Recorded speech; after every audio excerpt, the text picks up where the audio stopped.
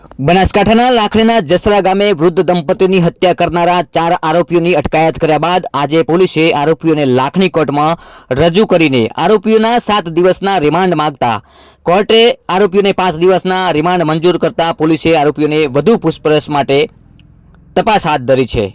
બનાસકાંઠાના જસરા ગામે 3 દિવસ પહેલા એસએમસીના પીઆઈના માતા પિતાની ઘાતકી હત્યા કરી લૂંટ કરાઈ હતી, જેને લઈને હડકંપ મચી ગયો હતો। સમગ્ર વિસ્તારમાં અરેરાટી વ્યાપી હતી। જો કે વૃદ્ધ દંપતીની હત્યાને લઈને બનાસકાંઠા પોલીસે દંપતીની હત્યા કરનારા 4 આરોપીઓને અટકાયત કરી હતી। માત્ર 36 કલાકમાં આ તમામ ઘટનાને અંજામ આપનારનો પર્દાફાશ કર્યો હતો।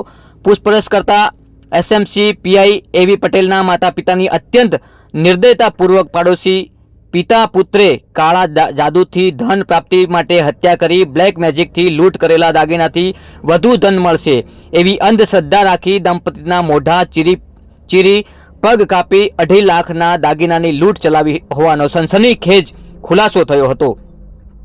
જોકે પોલીસે આ ગુનામાં પિતા પુત્ર ઉપરાંત અન્ય 2 મળી 4 આરોપીઓની અટકાયત કરી હતી। આજે લાખણી ખાતે કોર્ટમાં રજૂ કરી 7 દિવસના રિમાન્ડની માગણી કરી હતી।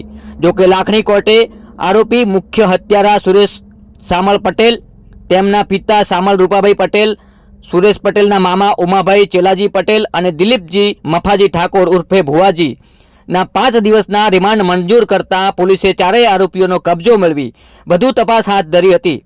આરોપીઓના 5 દિવસના રિમાન્ડ દરમિયાન પોલીસ સમક્ષ અનેક ખુલાસા થવાની શક્યતાઓ છે। કહી શકાય છે કે અત્યાર સુધી જે હત્યા થયા પાછળ જે પણ ચર્ચાઓ થઈ રહી છે તેમાંથી પણ નવી વિશેષતાઓ આવી શકે છે, કારણ કે હવે કોર્ટે 5 દિવસના રિમાન્ડ મંજૂર કર્યા છે। પોલીસ સમક્ષ આ આરોપીઓએ જે પણ કૃત્ય કર્યું છે એ તમામ બહાર આવી શકે છે। સત્ય હકીકત શું છે તે પણ બહાર આવી શકે છે।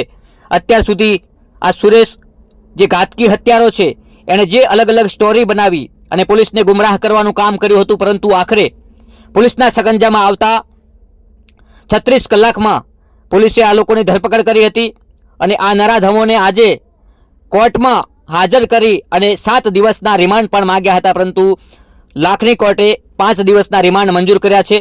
રિમાન્ડ મંજૂર કર્યા બાદ વધુ તપાસ હાથ ધરી છે। પોલીસ દ્વારા આ આરોપીઓના 5 દિવસના રિમાન્ડ દરમિયાન પોલીસ સમક્ષ અનેક ખુલાસાઓ થવાની શક્યતાઓ છે, કારણ કે આ હત્યા નિર્મમ હત્યા હતી।